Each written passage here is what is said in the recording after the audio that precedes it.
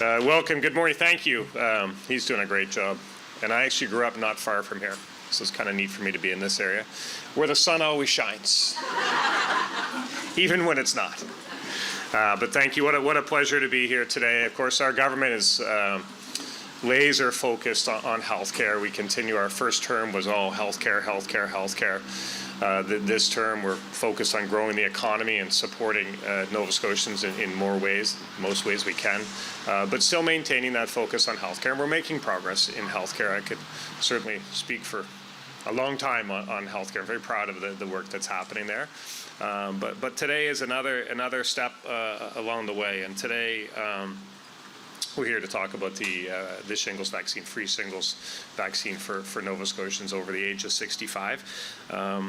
This is something we talked about on the campaign, and if you know somebody who's had shingles or suffered from shingles, it's pretty debilitating. It can be a really nasty condition for sure, and there's a vaccine, but the vaccine is often just out of reach financially for too many people. And I think that the statistics are that one in three Canadians will suffer from shingles, and we can do better than that. So we want to make sure that this vaccine is in reach. So today we're announcing that appointments are open starting today for Nova Scotians over the age of 65 to get that shingles vaccine. The vaccines themselves will start on the 28th of May. So it's imminent. I'm proud of that. It's a significant investment from the province. We estimate in the first year the cost would be around $26 million. But this is an investment in healthcare. It's an investment in Nova Scotians. We really want to make sure that we remove the barriers to maintain opportunities for people to be vaccinated and to be healthy and thriving. So I'm excited about this. This is good news. It's good news for everyone. So if you're over 65, get your appointment starting today and get your vaccine starting on the 28th. But happy to be able to make that announcement for Nova Scotians today. And thanks for joining us here. It's an important day.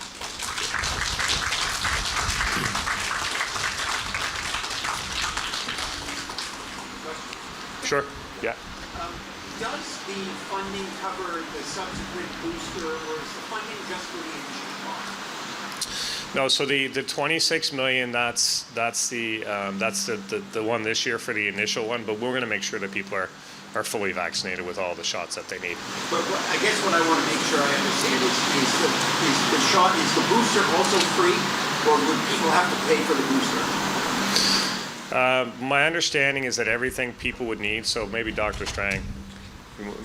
I'm going to go to my phone a friend here. Yeah, no. That's part of the budgeting. We know that people need 2 doses, 2 to 6 months first dose, then 2 to 6 months later a second dose, and that part of the budgeting. So yes, both doses are covered. If you haven't been vaccinated, it's not over 65 and above, then you can start getting, and both doses are free. And probably this is more for you, Premier, but my understanding is... Don't go too far. The recommendation is people start thinking about this around age 55.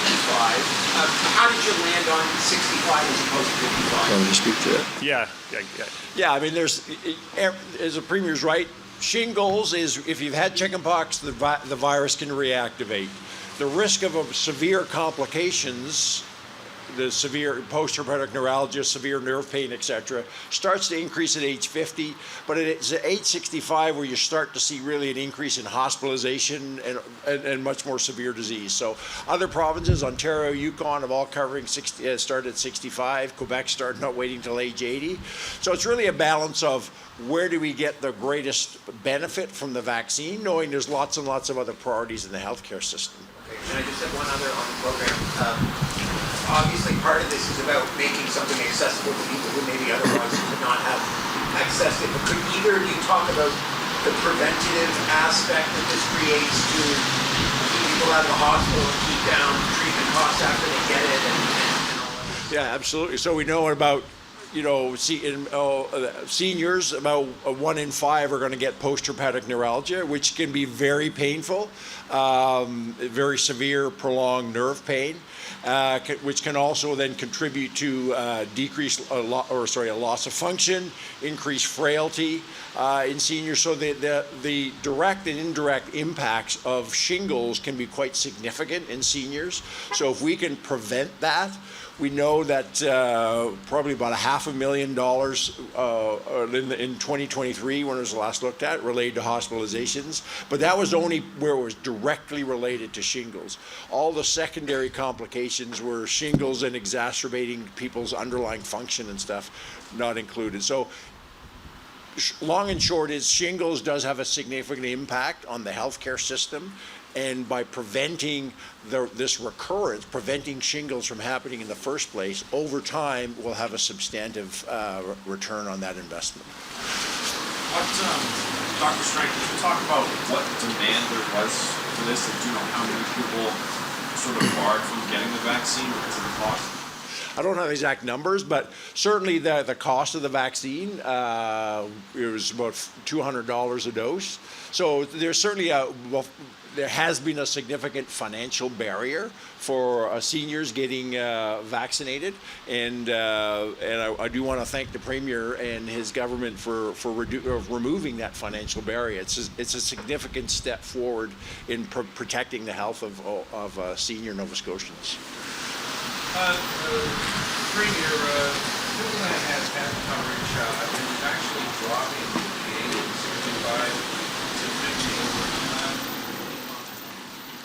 50. Well, I think as Dr.